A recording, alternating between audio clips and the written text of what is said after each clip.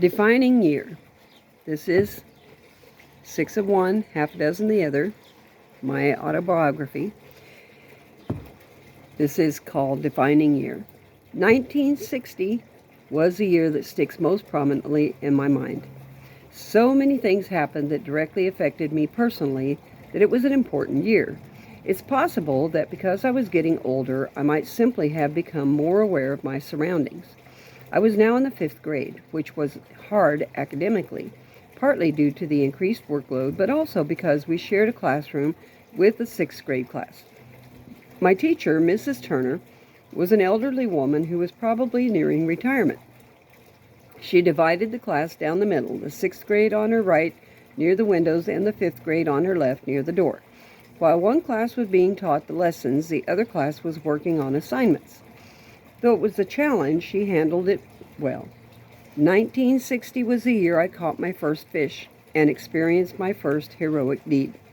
The San Joaquin River runs east and west just north of Fresno. There is a concrete dam a few miles away from town and the remnants of a former bridge and a rock dam a mile or so below it. That was Daddy's favorite fishing spot, where he spent nearly every Saturday morning of the summer catching rainbow trout. He nearly always caught his limit of 10, and when he took one of the children along, came home with their limit also. A fishing license was only $7 a year, so it more than paid for itself in free food. Daddy had a favorite spot where he thought the fishing was especially good. Other fishermen could stand on either side of him and fish all day but not get a bite. He thought he was an especially skilled fisherman and took a lot of pride in his abilities. However, Mama had a different take on it. Because the fish helped supplement the food she purchased with the welfare money, she would be praying while Daddy was fishing. She seldom went on the fishing trips, but that did not mean she was not participating. One of the reasons she did not go along was the mere enormity of the task of taking along all of the kids. Every Saturday, Daddy would awaken at 4 o'clock in the morning and fix breakfast and pack a lunch. Then he and whomever was going with him, usually Randall, would load up the fishing poles and the jars of crisp red salmon eggs and head for the dam.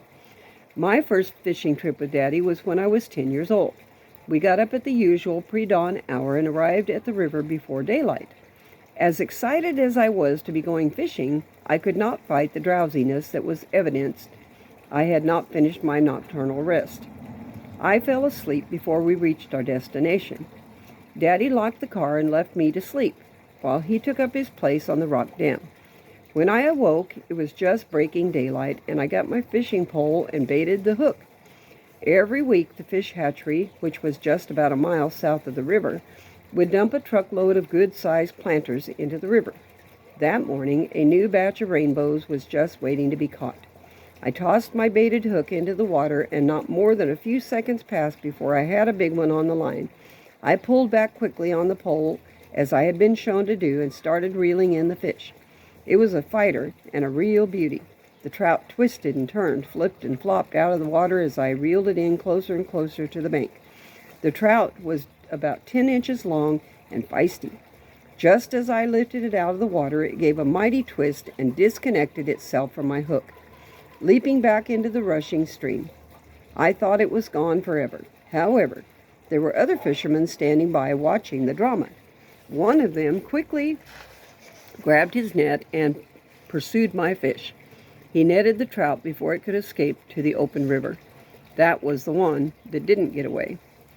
I took my fish and waded through the icy stream, which was more than calf deep in some places, crossed over the willow-covered ridge that had supported the rock dam, encountering stinging nettle along the way, and joined Daddy at his fishing hole. He taught me to be very quiet while waiting for the fish to bite in the deeper water. I watched while a trout tugged lightly on the line, barely causing the end of the pole to dip. He pulled back on the pole at the crucial second and set the hook in the fish's mouth. Sometimes he would catch them in the gill, or rarely in the tail as they retreated from the hook. Occasionally, the trout would swallow the hook along with the bait. That was hard because removing the hook was tricky and could tear the insides of the fish while retrieving the hook. Usually it was necessary to reach into the fish and grab the top of the hook and push firmly down to dislodge it. It was painful for the fish and tricky not to get the hook caught in a finger in the process. Some fishermen carried needle-nose pliers for that purpose. There were willow bushes along the ridge behind us, and it took careful casting to get the line far enough out into the deep and not snag the hook in the bushes. Daddy taught me to cast from the side with a smooth, even movement, releasing the reel latch at the crucial second to make the bait fly far out into the water. Then, rather than let it sit idle, we would reel it in slow and steady. That is when the fish would strike. It was at this odd old section of the river that I saved a life. It was the one time I remember that all of the family went on the outing together. Dorothy was 4 at the time. We children were catching pollywogs, or tadpoles as some people call them, in the shallow but slow-moving section of the river, which was a backlog of water near the old broken section of the concrete bridge. Several of us were in the water up to our knees, with the hems of our dresses wet and heavy. The boys were busy fishing with Daddy on the rock dam. 4-year-old Dorothy slipped on some slimy rocks and tumbled into the water. She was unable to regain her footing, and as I watched horrified from several feet away, she began to spin around and around under the water. I hurried as fast as I was able amid the slippery rocks and grabbed Dorothy's arm as soon as I reached her, yanking her up out of the water and saving her from nearly drowning. I took her back to Mama, who was at the picnic area, unaware of what had just happened. 1960 was the year that my grandfather on my father's side passed away. I had never experienced anyone dying before. I attended the funeral, though I had barely known him. As we went inside, one of the relatives handed me a handkerchief. I suppose they expected me to cry, but having not really known him, I felt rather detached from the whole proceedings. I felt no grief, but more like a curious outsider observed what was going on. My grandfather had spent most of his life and all of mine in Colorado and New Mexico. I had met him only a few months before his death, and we had no real connection other than that he was my father's father. Earlier in his life, Granddad was a farmer. They raised vegetables and fruit. One year, they had a bumper crop of beautiful, juicy peaches. But many of the other farmers must have also had bumper crops. There was a glut in peaches that year. Granddad was unable to sell the fruit, so they dumped the peaches into the river. What a waste. There was not much outstanding that I remember about Granddad except that he was thin and old. We had a picture of him. He looked just like President Eisenhower, except that he had a round scar on his forehead where he had had a skin cancer removed. Mama said that Granddad always thought that he was broke if he did not have at least $100 in his pocket. It has been rumored that the Howell brothers were all wealthy except for one. Mama presumed there may have been money when he died, but there was no way to find out. If there was, it was kept secret from us. Granddad had been residing at the home of my father's sister. He caught cold, developed pneumonia, and died in the arms of my mother. The funeral was held in Fresno. We were not close to our aunts, uncles, and cousins, even though they lived in the same town. There were some hard feelings between them and my mother. So we mostly stayed away, and they did too. Mama disapproved of their lifestyle, and if they were of another religion, she always thought it was wrong. But more than that, she had issues that had stemmed from their treatment of her many years earlier. Forgiveness is such an important thing to learn. Daddy was designated to take the train ride with Granddad's body back to Colorado for the burial. He purchased an 8mm movie camera, I suspect, especially for this trip. It was a real novelty, and he took pictures of some of our distant relatives and the scenery from the train window. He also took movies of us children. It was Easter time, and since it was the one time of year besides the beginning of school when we had new clothes, we were all paraded one at a time out the door of the house in our new Easter outfits while Daddy recorded us on the 8mm camera. The oldest, Dee, came first, and last was Mama and the baby. Through the door appeared Dee at age 16, prim and proper, followed by Randall, also a teenager, with his pompadour combed just right, and a new shirt and tie. Next was Fonda, acting a little flirty. Joyce was next, a little shy, and then briefly me. Bert Jr. was next, followed by Rex, Frank, Christine, Dorothy, and in Mama's arms, Gerald. We did an amazing thing next. As clowns in a circus often cram a dozen of themselves into one tiny car, so did we. It was a dark green Hudson, which looked quite large, but had only a front and back seat. By stacking the children, small ones onto the laps of the larger ones, we all somehow managed to fit. After church, more movies were taken of the kids at play. Some of us were camera shy and tried our best to avoid the inevitable. Others were real hams and got into the picture every chance they could, darting back and forth through the scene as someone else was being filmed. Randall was the worst culprit, and when it came to being a ham, Bert was almost as bad in this instance. Rex was not the least bit shy. I guess boys will be boys. Upon returning from his trip back east, Daddy decided that the whole family should take a vacation. The trip was our first and only trip out of Fresno, with the exception of one-day excursion to Morro Bay. The day of Morro Bay trip, we arrived early in the morning when it was still cold and foggy. When the sun finally came out, we hit the beach looking for shells and crabs. We came upon a dead jellyfish, but someone said not to touch it or it would sting us. Someone threw a penny into the creature's gelatinous body. I thought that was an odd thing to do. We had fun playing on the beach until a policeman came along and made us cover the huge hole we had dug in the sand. We did not know how dangerous sand holes can be. Our vacation, which began in May, took us to Nevada, Arizona, New Mexico, Colorado, Wyoming, Oklahoma, and all through the desert on our way there. We now had a station wagon. Perhaps Daddy borrowed it from the car dealership for the trip. It had no air conditioning, and summer was upon us.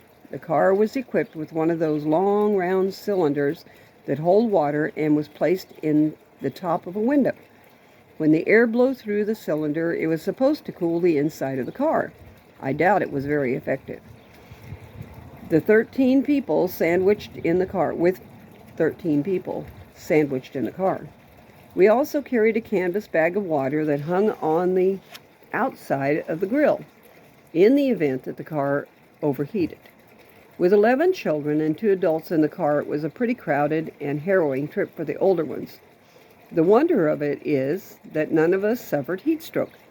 The younger ones took turns riding in the very back and occasionally stretched out to take a nap. People would drive by and upon seeing so many children in the car would immediately start counting.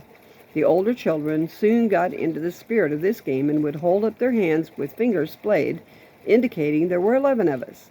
That took teamwork, as we only had 10 fingers. It almost always brought the same look of incredulity. There were tourist attractions along the way, like the Indian pueblos that we stopped to see. We went through the painted desert and saw the petrified forest, which is no forest at all. Rather, it is rocks that used to be trees lying on the ground. While driving through the Mojave Desert, we stopped in a small, out-of-the-way restaurant. While we children waited in the car, Mom and Daddy went inside. When they returned a few minutes later, they were carrying 2 cardboard trays with ice cream cones for all of us. It was so hot that the ice cream was already melting by the time they reached the car. It was great fun for my father because he loved ice cream. We used to say the rhyme, "Ice cream, you scream, we all scream for ice cream." When we were at home, Daddy would buy ice cream, or ice milk in our case, and open the cardboard carton out flat. Cut the ice cream with a knife into little rectangular pieces to give to us. It was usually Neapolitan or vanilla. The other flavors were too expensive. Occasionally, he would buy cones and scoop the ice cream into the cones for us. Daddy always loved the attention he received when people found out how many children he had. I'm sure it was not so much fun for Mama, who had all the extra work, or for Dee, the oldest of the children. She did not appreciate the trip with all of us riding in the car for days on end. It is a mystery to me how we were able to afford that trip. Even though we did not stay in motels or eat in restaurants, driving is always costly. The trip was a memorable experience for us all. We stopped to see the Indian cliff dwellings in New Mexico and to visit my father's brother, Shorty. His name was actually Charles, but we only knew him as Uncle Shorty. I did not understand why they called him that. To me, he seemed plenty tall until I became an adult and went back to see him. I then discovered that he was only about 5'2". In Wyoming, we went to see one of my aunts, a sister of Daddy's who owned a costume shop. She was famous for her costumes that she created for the Cheyenne Rodeo and parade each year. When we arrived, it was very late and we children were very tired. We couldn't wait for a place to lay down and sleep. Daddy always enjoyed a good joke when it was at the expense of someone else. He went into the costume shop next to the house and got a very lifelike gorilla mask. He put the mask on, and finding Rex, who was 8 years old at the time, sound asleep, he crept up, bent over him, and gently shook him awake. When Rex's eyes came open and saw the gorilla, he nearly had a heart attack from fright. Daddy thought that was hilarious. There was another brother of my father who lived in Colorado Springs, Colorado. We went to visit his family. There we had hot showers and a change of clothes. Our aunt was a beautician. Wanting to do us a favor, she offered to cut the girls' hair. Mama was beside herself because she thought our long hair was just as it should be. She did finally consent to allow the older girls to get their hair styled, if she did not cut it short. The newest style that year was to leave the hair long and cut the top layer short, like a bowl cut that could be teased and shaped higher than the rest of the hair. Mama hated it, but Fonda adopted it as her style and kept her hair that way all through high school and far into adulthood. It was interesting to meet some of our distant cousins because their lifestyles were so different from ours. Bell-bottom pants were brand new that year and our cousins were wearing them. They had split the sides of the jeans to the knee and inserted triangular sections of floral fabric and sewn thin lace along the bottom. I thought they looked rather strange. We were not allowed to wear pants at all. So I'm sure that the older girls were a little envious of the cousins. Our cousins probably thought we were pretty backward and strange also. They were pretty accurate. The music of 1960 was different. And since we had little else to do while we traveled, the radio was on when we were able to get a station. Songs like Itsy Bitsy Teeny Weeny Yellow Polka Dot Bikini, Alley Oop, One-Eyed, One-Horn Flying Purple People Eater, and The Witch Doctor were all just making a debut, and we enjoyed listening to them. Riding in the car for hundreds of miles was boring and tiresome, so we made our own entertainment by playing games that we invented.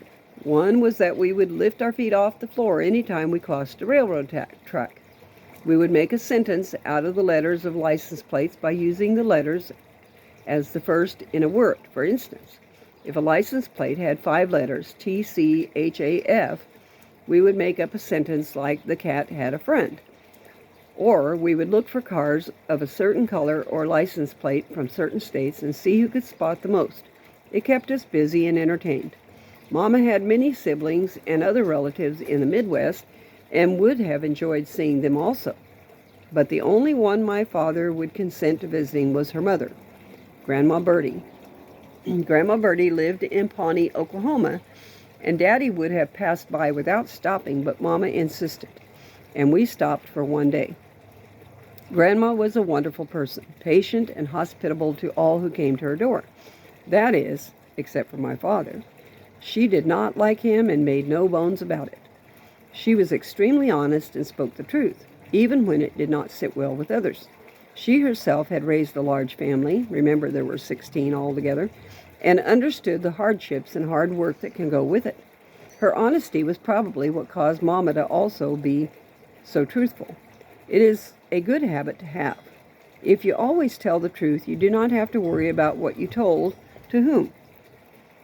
And you don't usually have to worry about truth. I'm sorry, I read that wrong.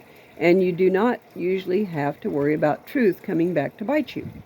Even though I had only seen Grandma twice during my childhood, she found a special place in my heart. 2 years after our trip to Oklahoma to visit her, she and Grandpa came to California to visit us. Since neither of them drove, I believe they must have come out with my Aunt Darlene and her husband, who were both truck drivers and lived in Texas. While she was here visiting us, Grandma, who was a very good cook, taught me to fry chicken and to make perfect gravy every time. Up to then, as a 12-year-old, I struggled with gravy that was too thick, like pie, and could be cut with a knife or was so thin it resembled water. Grandma was a good seamstress also and liked to make stuffed animals to give to the children who visited her. While on the vacation trip we took, she gave each of us a stuffed toy. Mine was a black and white fleece killer whale.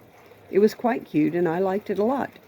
Later in the trip, one of my aunts admired the orca and I gave it to her. I guess I've always been a giving person.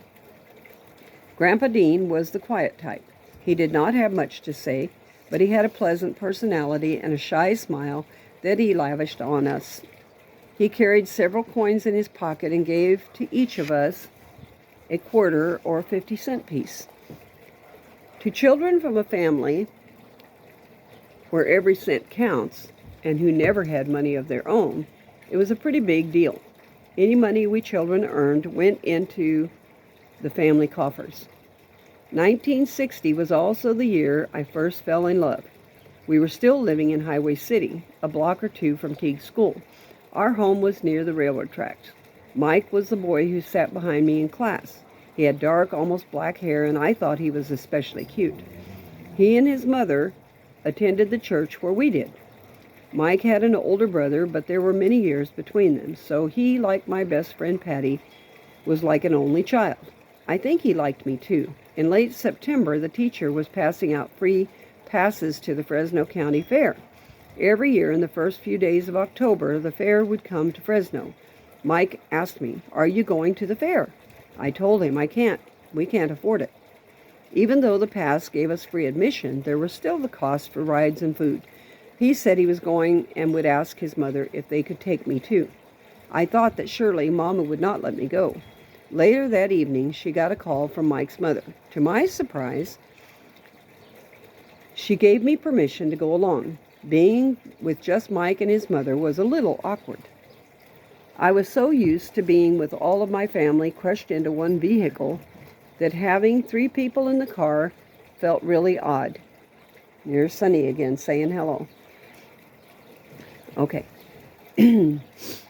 When we arrived at the fair, it was exciting to see all the colorful lights and the throngs of people. We rode many of the rides, walked through the exhibits, and visited the animal barns. We played a few carny games, tossed the rings at bottles, coins at plates, and tried to pop balloons with darts. Mike did well at the baseball toss. We had cheese pizza, which was new to me, and generally had a great time. We rode on the Matterhorn, a circular ride that had a number of cars attached together and increased in speed and tilted as it went around the track. The ride had a canvas cover that closed over the top of us about halfway through the ride, blocking out the light. The centrifugal force of the ride squashed us close together. Mike said, "Scoot over," but I was stuck. I could not move until the ride slowed down.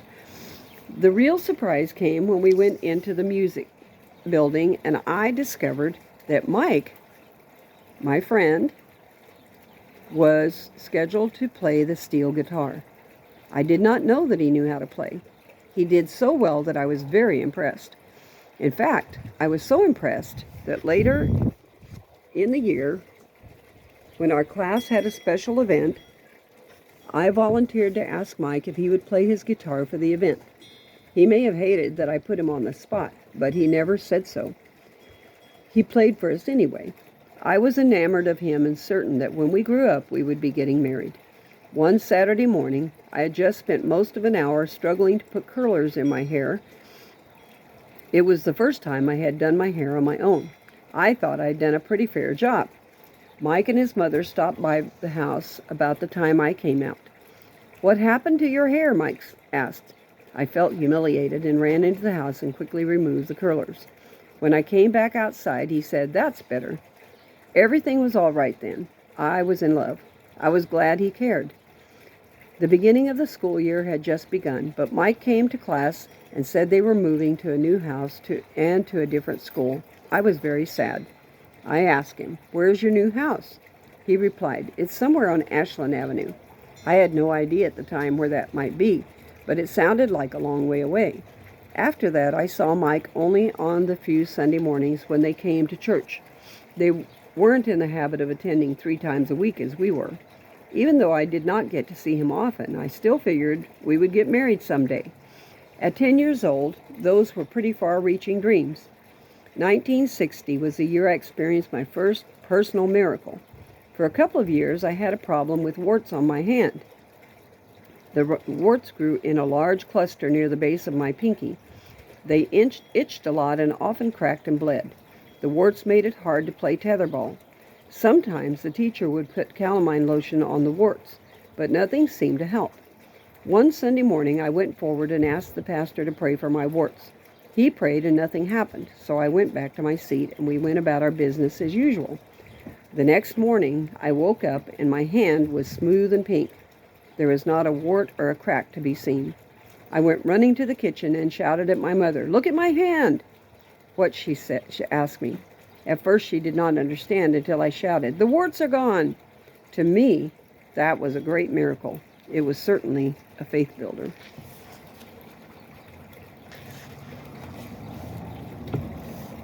A year or two earlier, Daddy had been taking some woodworking classes at Fresno City College.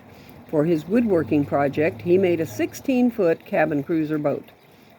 The boat was fairly large and nearly complete when he found an opportunity to trade it for the down payment on a house in the country. Buying a home had been beyond our reach since we were almost always living on welfare.